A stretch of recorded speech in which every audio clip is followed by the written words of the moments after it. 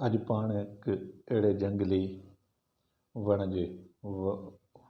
या ॿूटे जो ज़िक्र कंदासीं जेको सिंध मां ॾींहों ॾींहुं ख़तमु थींदो थो वञे।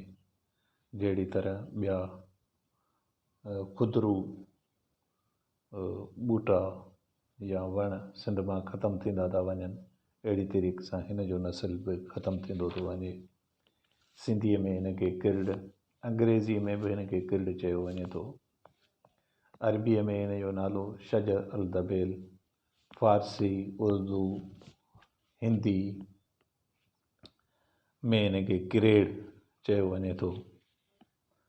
इहो सिंध में घणो करे महाराणे, सामरोटे, छाछरे जे पासे ॿिए हंधि हाणे इहे अॻे त पुठा सिंध में पिया हूंदा हुआ बैराज सिस्टम खां पहिरीं, त हीअ हर हंधि हूंदो हो, पर हाणे पुठा ख़तमु थी विया, आबादियूं थी वियूं या माल या माण्हुनि हिन खे वढे छॾियो, हीअ ख़तमु थी वियो आहे।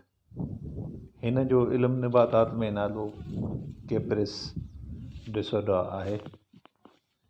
हीअ तमामु काराइतो ॿूटो आहे। हिन में पन वग़ैरह त कोन था थियनि, पर हीअ गुल झले थो जंहिंखे पुसी चयो वञे थो।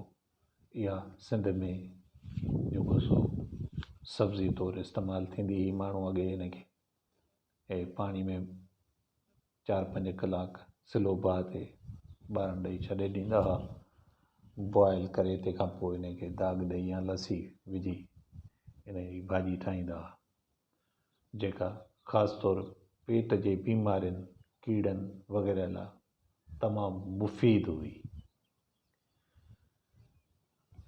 उन खां सवाइ हिन जा जेके ॾेना या ॾौरा, हिन जे जेको फर थिए थो उनखे ॾौरा चयो वञे थो। फ्रूट जेको थिए थो उनखे ॾौरा, कचा ॾौरा जेके आहिनि उहे पटे उन्हनि जो बि सब्ज़ी या भाॼी या सब्ज़ी उनजी ठाही वेंदी। उनखे बि पाणी में बॉइल करे उनखे दाग ॾेई रधींदा हुआ ऐं खाईंदा हुआ, खाईंदा हुआ। उन ते शाह साहिब जो बैत बि आहे, शाह लतीफ़ साईं जो, आणीन चाढ़ीन ॾुध सुहा कयो सैद चए साऊं सुकाई, मजाऊं लुंब लतीफ़ चए चांवर कयो चाढ़ीन, पुला न पाड़ी उमर आराड़ी सां, तिन वयनि वेड़े चन में सदा सुकार, चूंड आणियो चाढ़ीन संदो ॾोरनि धार, जंहिंजो वेड़नि सी वापार से ॾुधी उन ॾबर। हिननि वेड़नि सां जंहिंजो वापार आहे उते इहे ॾोरा वग़ैरह इहे ॾुध शयूं जाम ॾोरनि जो ज़िक्र माना शाह लतीफ़ जे हिन बैत में आहे।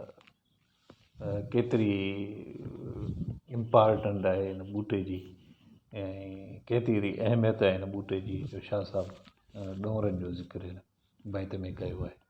त ॾोरा जी चाढ़ियो उन मां सब्ज़ी ठाहिनि था ऐं उन खे इस्तेमालु कनि था। अहिड़े तरीक़े सां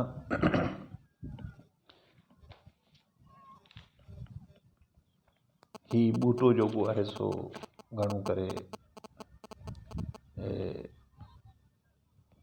महिराणे, सामरोटी ऐं छाछरे पासे वधीक ॾिठो वञे थो। अञा बि ॿिए हंधा त हाणे सिंध में तक़रीबन नापेद थींदो थो वञे हीउ ॿूटो। इन खां सवाइ हिन जी जॻह सां जेकॾहिं जिते पाणी वग़ैरह आहे, जॾहिं हीउ ज़मीन मां पाणी खणे थो, त हिन जी काठी बि थिए थी। काठी हिन जी ॾाढी कम जी आहे, ख़ासि करे हिन जा जेको ॾंडा कूंडा हिन जा हिन मां ठाहिनि था, ॾंडनि कूंडनि में इस्तेमालु थिए थी, जेके असीं मुख़्तलिफ़ शयूं खे कुटण लाइ इस्तेमालु कंदा आहियूं। उन में बि हिन जो इस्तेमालु ॾंडनि कूंडनि में बि इस्तेमालु थिए थो। इन खां सवाइ घर जूं पटियूं, लाटणूं, दरियूं, तख़्ता, हिन खे सुरो कोन थो काठी खे लॻे, हेॾी कमाई थी काठी आहे। पहिरीं ॻाल्हि त इहा, अॼुकल्ह त थुल्ही काठी तव्हांखे किथे मिलंदी कान। मूं पंहिंजे ई फार्म ते ई 3-4 वण रखिया आहिनि, पर कॾहिं मूंखे पाण खे बि पुसी नसीब कान थी। माण्हू पटियो वञनि पुसी ऐं ॾोरा बि मूं रखी, इन करे ई त यार ही सिंध जो को नई ख़तमु थींदड़ ॿूटो आहे इन जी जेको सो ही हुजे। बहरहाल ही मूं वटि आहे पाण वटि।